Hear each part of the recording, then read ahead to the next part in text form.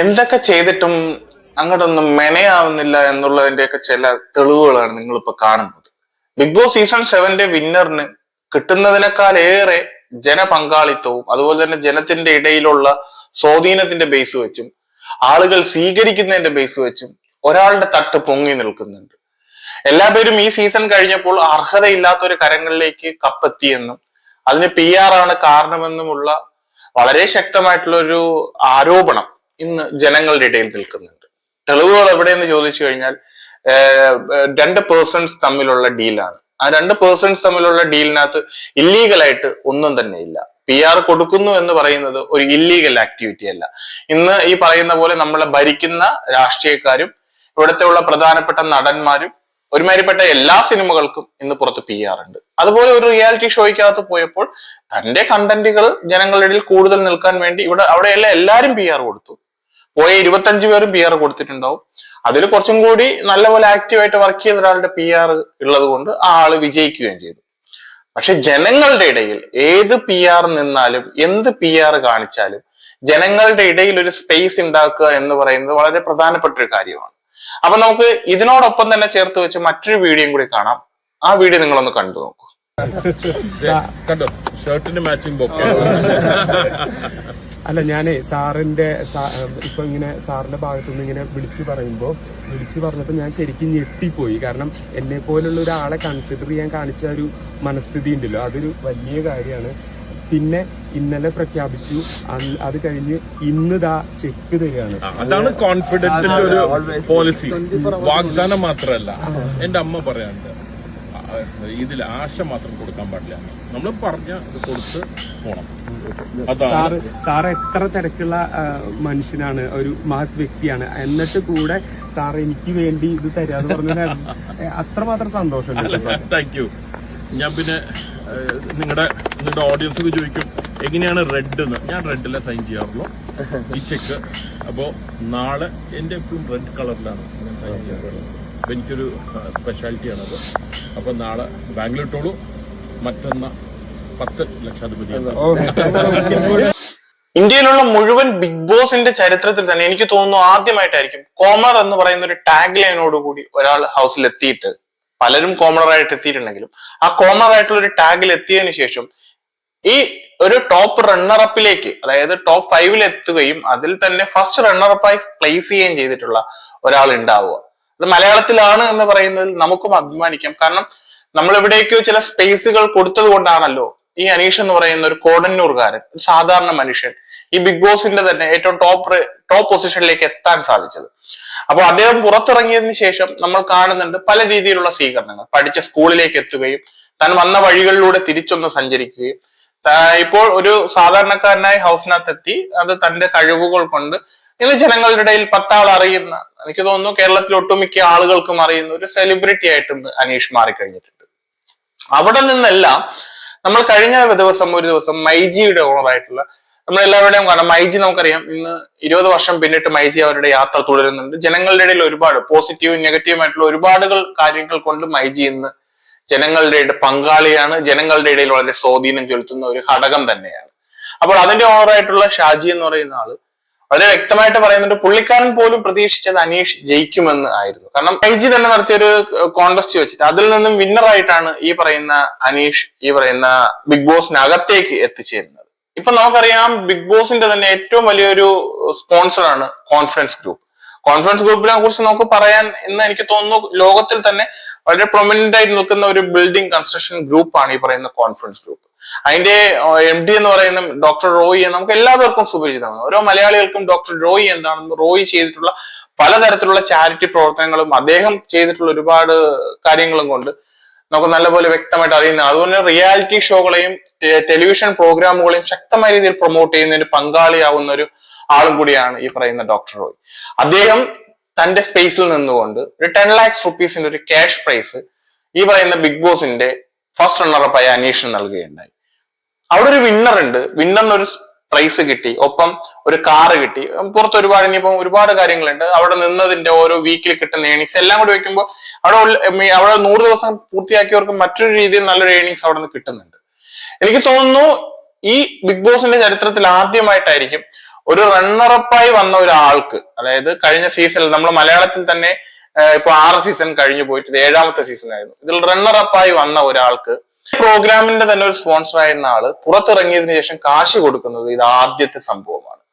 അവിടെ നിന്നും നമ്മൾ ഈ പറഞ്ഞ ഗ്രാഫ്, അനീഷ് എന്ന് പറയുന്ന ഒരാള് ഇവിടുത്തെ സാധാരണ മനുഷ്യരുടെ ഇടയിലും അതുപോലെ തന്നെ ആ പ്രോഗ്രാം കണ്ടന്റ് ചെയ്യാൻ ഒപ്പം നിന്ന് അതിന്റെ സംഘാടകരുടെ ഇടയിലും അതിന്റെ സ്പോൺസേഴ്സിന്റെ ഇടയിലും ഉണ്ടാക്കി വെച്ചിരിക്കുന്ന ഒരു സ്വാധീനത്തിന്റെ ഒരു ആഴം, അതിന്റെ ഒരു ഡെപ്ത് എത്രമാത്രം വലുതാണ് എന്നുള്ളത് ഈ ചെറിയ ചെറിയ കാര്യങ്ങളിൽ നിന്ന് നമുക്ക് തിരിച്ചറിയാൻ സാധിക്കും. ചില PR-കളുടെ പിൻബലത്തിൽ ശക്തമായ PR നിലനിന്നത് കൊണ്ട് മാത്രം വിജയിച്ച ഒരു വിന്നർ മുന്നിൽ നിൽക്കുമ്പോൾ ആ വിന്നറിന് താഴെ നിൽക്കുന്ന അനീഷ് എന്ന് പറയുന്ന ഒരു കോമണർക്ക് ഇന്ന് ജനങ്ങളുടെ ഇടയിൽ ഇത്രയേറെ സ്വാധീനം ചെലുത്താൻ കഴിയുന്നുണ്ടെങ്കിൽ ഈ സീസൺ 7ന്റെ വിന്നർ ഒരു വേളയെങ്കിലും ഒന്ന് തിരിഞ്ഞു ചിന്തിക്കണമെന്നാണ് എനിക്ക് ഒരു അവസരത്തിൽ പറയാനുള്ളത്.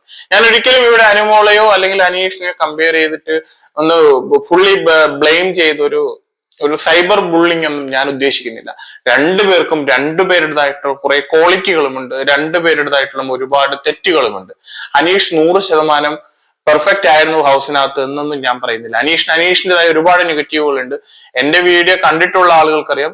അനീഷിന്റെ തുടക്കത്തിലുണ്ടായിരുന്ന ആ ഒരു ചൊറിച്ചിൽ സ്വഭാവത്തെ കുറിച്ച് വളരെ വ്യക്തമായ രീതിയിൽ തുടക്കകാലങ്ങളിൽ വീഡിയോ ചെയ്തിരുന്ന ഒരാളാണ് ഞാൻ. അതുപോലെ തന്നെ അനുമോളിന്റെ പോസിറ്റീവിനെ നെഗറ്റീവിനെ ഞാൻ പറഞ്ഞിട്ടുണ്ട്. പക്ഷെ ഈ ഒരു വേളയിൽ നമ്മൾ ഈ ഒരു വിഷയത്തെ കുറിച്ച് സംസാരിക്കുള്ളൂ. പുറത്തിറങ്ങിയതിനു ശേഷവും അകത്ത് നിന്നതിന് ശേഷവും അനുമോൾ നടത്തിയിട്ടുള്ള കുറേയേറെ പ്രസ്താവനകളാണ്, അല്ലെങ്കിൽ പുറത്തിറങ്ങി നടക്കുന്ന കുറെ വിഷയങ്ങളാണ് ഇന്നും ലൈവ് സ്ട്രീമിനകത്ത് ഈ ബിഗ് ബോസ് എന്ന് പറയുന്ന കണ്ടന്റ് ഓടിക്കൊണ്ടിരിക്കുന്നത്. ഞാൻ ഉൾപ്പെടുന്ന യൂട്യൂബേഴ്സ് ഈ വിഷയം പിന്നെയും ചർച്ച ചെയ്യുന്നതിനുള്ള കാരണം ആ കണ്ടന്റുകൾ ഇങ്ങനെ പോകെ അതിന്റെ ഡെപ്ത് കുറയുന്നില്ല, കൂടിക്കൊണ്ടിരിക്കുകയാണ്. ബിഗ് ബോസിൽ നിന്നും മാറി ഇവിടുത്തെ കണ്ടസ്റ്റന്റുകളുടെ അവർ ചെയ്യുന്ന ആക്ടിവിറ്റികളെ സസൂക്ഷ്മം വീക്ഷിക്കുന്ന ഒരു കൂട്ടം ഇന്ന് പുറത്തുണ്ട്. കാരണം അവർ ഹൗസിനുള്ളിൽ കാണിച്ചത് എന്താണെന്നും പുറത്തിറങ്ങിയിട്ട് അവർ എന്താണ് അതിനുള്ള റെസ്പോൺസ് ചെയ്യുന്നതെന്നുള്ളത് വീക്ഷിക്കുന്ന ഒരു കൂട്ടം ബിഗ് ബോസ് ആരാധകരും ഇന്ന് ഇവർക്കിടയിലുണ്ട്. പക്ഷെ ഇവിടെയെല്ലാം നമ്മൾ ചിന്തിക്കേണ്ട ഒരു കാര്യമുണ്ട്. ബിഗ് ബോസ് എന്ന് പറയുന്ന ഷോ അത് അവിടെ കഴിഞ്ഞു. അവരവിടെ പലതരത്തിലുള്ള ഗെയിമുകൾ കളിച്ചു, പലതരത്തിലുള്ള അവരുടേതായിട്ടുള്ള ഗെയിം തന്ത്രങ്ങൾ അവരവിടെ ഇട്ടു.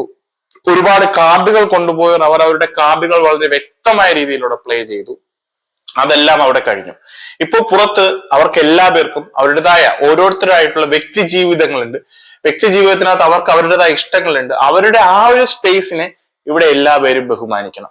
ഞാൻ ഉൾപ്പെടെ, ഈ വീഡിയോ ചെയ്യുന്ന ഞാൻ ഉൾപ്പെടെ അവരുടെ ആ ഒരു പേഴ്സണൽ സ്പേസിനെ നമ്മൾ ബഹുമാനിച്ചുകൊണ്ട് മാത്രമായിരിക്കണം വീഡിയോ ചെയ്യേണ്ടത്. ചില ആളുകൾ ഈ പറയുന്ന കണ്ടസ്റ്റന്റുകൾക്കെതിരെ, ഈ പറയുന്ന ഇവിടെ പോയിട്ടുള്ള 25 മത്സരാർത്ഥികളുടെയും ഈ പറയുന്ന അവരുടെ സോഷ്യൽ മീഡിയ ഹാൻഡിലുകളിൽ ചെന്നിട്ട് വളരെ മോശമായ രീതിയിൽ അവരെ താറടിച്ച് കാണിക്കുന്ന രീതിയിൽ, അവരെ വ്യക്തിഹത്യ ചെയ്യുന്ന രീതിയിൽ, അവരുടെ പേഴ്സണൽ ലൈഫിലേക്ക് കടന്നു കയറി അവരെ ആക്രമിക്കുന്ന രീതിയിലുള്ള വീഡിയോകൾ ചെയ്യുന്നത് ഞാൻ ഉൾപ്പെടുന്ന മലയാളികൾ കാണുന്നുണ്ട്. അതായത് അവരുടെ അതിന്റെ കമന്റ് ബോക്സുകളിൽ ചെന്ന് അവരെ തെറി വിളിക്കുന്ന ഒരു കൂട്ടം ആളുകൾ മറ്റൊരിടത്തുണ്ട്. അതായത് തന്റെ ഫേവറായിട്ടുള്ള മത്സരാർത്ഥിക്ക് വേണ്ടിയിട്ട് മറ്റൊരു മത്സരാർത്ഥിയെ ഏത് രീതിയിൽ ആക്രമിക്കാൻ കഴിയുമോ ആ രീതിയിലൊക്കെ ഇന്ന് ആക്രമിക്കുന്ന ഒരു കൂട്ടവും ഇവിടെയുണ്ട്. നിങ്ങൾ എല്ലാവരും മനസ്സിലാക്കേണ്ടത്, ആഫ്റ്റർ ഓൾ ഇതൊരു റിയാലിറ്റി ഷോയാണ്. ആ ഷോയ്ക്കകത്ത് അവർക്ക് നൽകിയിട്ടുള്ള വേതനമുണ്ട്. വീക്ക്ലി വേതനം മേടിച്ചോ അല്ലെങ്കിൽ ഡെയിലി വേതനം മേടിച്ചോ ആണ് അവിടെ നിൽക്കുന്നത്. അവര് ഈ പറയുന്ന ഹൗസിനുള്ളിൽ വെച്ച് തന്നെ അനുമോൾ പറഞ്ഞൊരു വാക്ക് കടമെടുത്തു കഴിഞ്ഞാൽ എനിക്ക് തരുന്ന പൈസക്ക് ഞാൻ അവിടെ കണ്ടന്റ് കൊടുക്കുന്നുണ്ട്. അത്രമാത്രമാണ്. അവിടെ എല്ലാവർക്കും പേയ്മെന്റ് ഉണ്ടായിരുന്നു. അവിടെ കണ്ടന്റ് കൊടുക്കാനാണ് പോയത്. അവിടെ വെറുതെ ഇരുന്നോ ഫസ്റ്റ് വീക്കിൽ തന്നെ പുറത്തു പോയി. PR കൊടുത്തിട്ട് കാര്യമില്ല. അത് ശരിയാണ്. PR മാത്രം കൊടുത്തതുകൊണ്ട് ഒരു പുണ്ണാക്കും നടക്കാൻ പോകുന്നില്ല. അവിടെ ചെന്ന് കിടന്ന് ഉറങ്ങിക്കഴിഞ്ഞാൽ ഇതായിരിക്കും റിസൾട്ട്. ഇനി അത് അവിടെ കഴിയുക, എന്നിട്ട് അവരുടെ പേഴ്സണൽ ലൈഫിൽ അവർക്കൊരു സ്പേസ് ഉണ്ടെന്നുള്ള ബഹുമാനം കൊടുക്കുക. ഇനി വരാൻ പോകുന്ന സീസൺ 8-ലെങ്കിലും പുറത്തുള്ള യൂട്യൂബേഴ്സ്, ഇവിടെ കുറേയേറെ സോക്കോൾഡ് ബിഗ് ബോസ് യൂട്യൂബേഴ്സും ഉണ്ട്, അല്ലാതെ കണ്ടന്റ് ചെയ്യുന്ന ആളുകളുണ്ട്, ഞാൻ ഉൾപ്പെടുന്ന ആളുകളുണ്ട്. അതിന്റെ ഏതെങ്കിലും ഒരു ചെറിയ കണ്ണിയിൽ ഒരു പെർസെന്റേജിലായിരിക്കും ഞാനൊക്കെ പെടുന്ന ചെറിയ യൂട്യൂബേഴ്സ് പെടുന്നത്. പക്ഷെ ഇവിടുത്തെ സാധാരണ ബിഗ് ബോസിന്റെ ആരാധകർ അല്ലെങ്കിൽ ബിഗ് ബോസ് കാണുന്ന കാഴ്ചക്കാർ, നിങ്ങൾ വിലയിരുത്തേണ്ടത് ഈ യൂട്യൂബർ പറയുന്ന റിവ്യൂ വെച്ചിട്ടാവരുത്. അവർ പറയുന്ന അവരുടെ റിവ്യൂ എന്ന് പറയുന്ന അവരുടെ മാത്രം പേഴ്സണൽ ആയിട്ടുള്ള സ്പേസ് ആണ്. അവർ അവരുടെ ഒരു കാര്യമാണ് അവർ ഒരു മീഡിയയുടെ മുന്നിൽ വന്നിരുന്ന് പ്രസന്റ് ചെയ്യുന്നത്. അതിനെയാണ് നിങ്ങളുടെ അഭിപ്രായം എന്ന രീതിയിൽ നിങ്ങൾ രേഖപ്പെടുത്തരുത്. അവർക്ക് പറയുന്നത് അവരുടെ കാര്യമാണെങ്കിൽ നിങ്ങൾക്ക് നിങ്ങളുടേതായ ഒരു ഐഡന്റിറ്റി ഉണ്ട്, നിങ്ങൾക്ക് നിങ്ങളുടേതായിട്ടുള്ള ഒരു വ്യക്തിത്വമുണ്ട്. അതിനെ നിങ്ങൾ കളഞ്ഞു കുടിക്കരുത്. നിങ്ങൾ ഒരാളെ സെലക്ട് ചെയ്യുമ്പോൾ, നിങ്ങൾക്ക് ഒരാളെ ഇഷ്ടപ്പെടുമ്പോൾ അത് നിങ്ങളുടെ മാത്രം ചോയ്സ് ആയി മാറണം. മറ്റൊരാൾ പറയുന്നതിൽ നിങ്ങൾ കീഴ്പ്പെട്ടു പോകരുത്. അവിടെ നിങ്ങൾ വ്യക്തമായിട്ട് നിങ്ങളുടെ വോട്ട് പോൾ ചെയ്യിക്കണം. അല്ലാതെ ഒരു കൂട്ടം ആളുകൾ നിങ്ങളെ മാനിപ്പുലേറ്റ് ചെയ്യാൻ നിന്നാൽ നിങ്ങൾ മനസ്സിലാക്കുക, സീസൺ 7 സംഭവിച്ച PR തന്നെ ഇവിടെ ജയിക്കും, ജനങ്ങൾ തോക്കും. ആ ഒരു തിരിച്ചറിവ് ഇവിടുത്തെ എല്ലാ ബിഗ് ബോസ് ആരാധകർക്കും ഉണ്ടാവണമെന്ന് എൻ്റെ ഒരു അഭ്യർത്ഥനയാണ്. എന്നെ പോലെ ഒരു ചെറിയ ആൾ വന്നതൊക്കെ പറയുമ്പോൾ നീ ഇത് ആരടാ പറയാനെന്നുള്ള കമന്റ് ബോക്സ് നിറയുന്നത് ഞാൻ കാണാറുണ്ട്.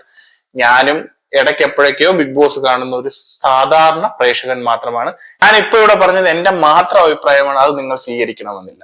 അപ്പൊ എന്തായാലും മറ്റു വിശേഷങ്ങളുമായി വരുന്നത് വരെ ഇനി ബിഗ് ബോസിന്റെ കണ്ടന്റുകൾ ഇടാൻ എനിക്കൊരു സാഹചര്യം ഉണ്ടാവരുത് എന്നുള്ള ആഗ്രഹത്തോടു കൂടി ഞാൻ എന്റെ വീഡിയോ നിർത്തുന്നു. ഇനി മറ്റു വിശേഷങ്ങളുമായി വരുന്നത് വരെ നിങ്ങൾക്ക് എല്ലാവർക്കും നല്ലൊരു ദിവസം ഞാൻ ആശംസിക്കുന്നു.